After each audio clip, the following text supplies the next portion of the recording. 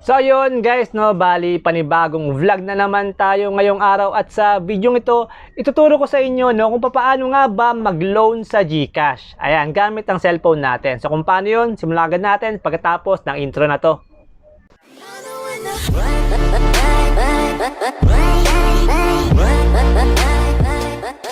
So ayun guys, bali tuturo ko sa inyo kung paano nga ba makapag-loan sa GCash gamit ang cellphone natin. Ayan, kapag na-open nyo na yung GCash app nyo, ayan, click nyo lang yung View All Services. Ayan, kapag na-click nyo na yung View All Services, ito ngayon yung lalabas, click nyo lang yung Borrow sa baba. Kapag na-click nyo na yung Borrow sa baba, ito ngayon yung lalabas. Click nyo lang ngayon yung G-Loan sa may bandang taas. Ayan, kapag na-click yung G-Loan, dapat ganito yung lalabas. Ayan, ibig sabihin, qualified kayo makapag-loan sa GCash. Kasi minsan, hindi ganito yung lumalabas kapag hindi ka qualified makapag-loan sa GCash. Ang lumalabas, ganito. Ayan, minsan ganyan yung lumalabas. Pero kapag click mo yung G-Loan at ganito yung lumabas, ibig sabihin, pwede ka makapag-loan sa GCash. Ayan, nakalagay dito, ayan, you can borrow up to 10,000 pesos. Ngayon, dito makikita mo na ngayon yung loan details. Ayan, yung maaari mong i-loan na 10,000 pesos, ayan, tapos payable in kung ilang months, ayan, nakalagay sa akin, 9 months, ayan, yung interest rate, ayan, 3.99%, average per month, ayan. Then, yung processing fee na as low as 3%, ayan. Ngayon, kapag okay ka na dyan, pwede mo na click yung Get Started. Pagka na-click mo na yung Get Started, ito ngayon yung lalabas. Mga detalye ng iyong loan, ayan. Una, kailangan mong i-enter yung loan amount. Ayan, nakalagay dyan, enter an amount from 5,000 to 10,000 pesos. The amount can only be an increment of 500. Ayan, ibig sabihin, minimum siya na 5,000. Ayan, tapos ang increment is 500. Ayan, ibig sabihin, pwede ka mag-loan ng 5,500. Ayan, o kaya 6,500, 7,500. Ayan. Yan yung ibig sabihin ng increment of 500. Ngayon, kapag nalagay mo na yung amount na ilo-loan mo, ayan, lalabas ngayon yung select installment plan. Ayan, nakalagay na kaagad yung details. Ayan, 9 months. Ayan, at yung interest rate na 3.99%. Tapos nakalagay din dyan sa may bandang gilid yung amount na babayaran natin per month. Ayan, tandaan natin na yan yung amount na babayaran natin per month. Hindi yan yung interest na babayaran natin na yan yung amount na babayaran natin per month. Ayan, nakalagay dyan 756 pesos per month. Ayan, kasama na dyan yung interest rate. Ayan, na 3.99%. Ngayon sa may bandang baba, nakalagay dyan, no, select your loan purpose. Ayan. Pag-click natin yung drop down, ito ngayon yung lalabas. Ayan, pipili ka lang kung ano ba yung dahilan mo bakit ka maglo-loan. Ayan, pwedeng business expense. Ayan, debt consolidation. Ayan, emergency, medical. Ayan. So, marami kang pagpipilian. Ang nilagay ko dyan, ang pinili ko, general expenses or others. Ayan. Pinili ko nga yung general expenses and other. Ayan. Tapos, kapag ka-scroll mo sa may bandang baba, ayan, makikita mo nga yung summary. Ayan, yung loan amount na 5,000 pesos. Tapos, yung processing fee na 150 pesos. So, mababawasan na kagad ng 150 pesos yung ilo-loan mo. So, ang total amount na lang na marireceive is 4,850. Ayan, kasi nga, merong processing fee na 150 pesos. Ayan. Ngayon, kapag okay ka na dyan, pwede mo na i-click yung Get This Loan. Kapag ka-click mo yung Get This Loan, ito ngayon yung lalabas. Review your personal information. Ayan, so i-review mo lang siya kung tama ba yung detalye. Ayan, bali tinakpan ko lang, no, for privacy. Ayan, tapos sa may bandang baba nito, no, merong next. So, i-click mo lang yung next. Pag-click mo na yung next, ito na ngayon yung lalabas, no, yung number 2.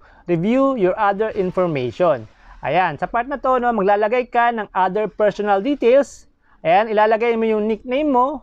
Ayan, yung sex, kung female ka ba or male. Ayan, civil status, kung single ka ba or married. Sa part ng other mobile number, optional lang naman yan. Ayan, sa landline number, optional lang din yan, kaya hindi ko na nilagyan. Ayan, sa part ng own small business sa may bandang baba, no, nag-no na lang ako dyan kasi wala naman akong small business. Tapos kapag ka-scroll mo sa may bandang baba, no, makikita mo ngayon yung emergency contact. Ayan, so maglalagay ka rin ng emergency contact. Ayan, ilalagay mo yung first name niya, middle name, last name, Ayan, contact number, tapos yung relationship mo sa kanya. Kung father mo ba siya, cousin, mother, sister. Ayan, so ilalagay mo dyan. Bali, example lang tong details na to, no, para meron kayong idea. Ayan, ngayon kapag okay na kayo dyan, nalagyan nyo na ng details, pwede nyo na i-click yung next sa baba. Kapag i-click nyo yung next sa baba, ito na ngayon yung lalabas. Bali, lalabas na yung pinaka-summary nung pinila pa natin. So, i-double check nyo lang kung tama ba yung details. Yung other personal details, tapos yung emergency contact. Ngayon, ito ngayon yung next, yung number 3. Review your GLoan application. So, i-review mo ngayon yung general information, ay, yung pangalan mo, birth date, ayan, nationality, mobile number, ayan, email, tapos address. Ayan, at iba pang mga detalye. I-review mo lang siya kung tama ba or hindi. Kasi kapag may mali, pwede mo naman siyang i-edit sa may bandang gilid. Ayan, nakalagay dyan, edit user profile. Ayan. Ayan, kapag na-review mo na siya, ayan, may makikita kang box sa gilid, nakalagay dyan, I agree to Fuse Lending Inc. Data Privacy Agreement. Ayan, so i-click mo lang yung box na yan, tapos click mo lang yung submit. Ayan, kapag click mo yung submit, ito na ngayon yung lalabas. Ayan, nakalagay dyan, amount to be received, ayan, 4,850 pesos. Ayan, tapos yung repayment nga na per month na 756 pesos. Ayan. Tapos yung details. Ayan, yung principal amount, yung interest, yung processing fee, yung duration, ayan, yung payment due. Ayan. Tapos yung lender. Ayan. So meron tayong payment due na December 30, 2024. So next month pa naman yung due niya. Tapos kapag ka-scroll mo sa may bandang baba, may makikita kang box sa gilid. Ayan, dalawang box sa gilid. So i-check mo lang 'yon. Ayan. So, nakalagay dyan, I agree to Fuse Lending Inc. Disclosure Statement. Ayan. Tapos yung loan terms and conditions. Ayan. Tapos, click mo lang yung continue sa baba. Kapag click mo yung continue sa baba, ito na ngayon yung lalabas. You are about to receive 4,850 pesos. Ayan. Using GLoan. Ayan. Tapos, click mo lang yung confirm sa baba. Ayan. Kapag kinlik mo yung confirm sa baba, ito ngayon yung lalabas. Verify with text message. Ayan, makaka-receive ka ng text message. Ayan, dun sa GCash number mo. Ayan, to verify. Ayan, so ngayon, merong authentication code doon na i-send si GCash. I-input mo lang dito. Ilalagay mo lang dito. Ayan, bali yan yung example. Ngayon, kapag nalagay mo na yung authentication code, click mo lang yung submit. Pag click mo na yung submit, ito na ngayon yung lalabas. Congrats, your loan application is successful.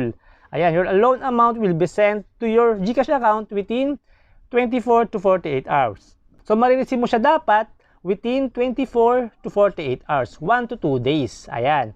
You will receive a text message or an email to confirm your transaction. Kapag okay ka na dyan, pwede mo na click yung okay sa baba. Ayan, kapag click mo yung okay, ito na ngayon yung lalabas, no, babalik ka doon sa pinaka-home mo. Hindi pa agad magre-reflect yung amount doon sa pinaka-home ng GCash mo. Ayan, so mapapansin nyo na 65 pesos pa rin yung laman ng GCash account ko. Ayan, tapos pagkalipas ng ilang minuto lang, no, wala pa halos 3 minutes, ayan, is pumasok na yung GCash na niloan ko. Ayan, GCash amount na niloan ko na 4,850 pesos. Ayan.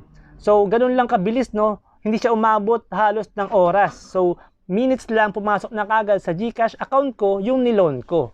Ayan. So, ganun lang kadali at kabilis mag-loan gamit ang GCash app natin. So, yun guys. Sana nagkaroon kayo ng idea at panibagong impormasyon sa video na to. At sana supportan itong vlog na to by subscribing to this channel. Kasi mag-upload pa ako ng mga gatong klaseng video sa susunod para rin sa atin. So, hanggang dito lang muna. Tingnan kayo palagi and peace out.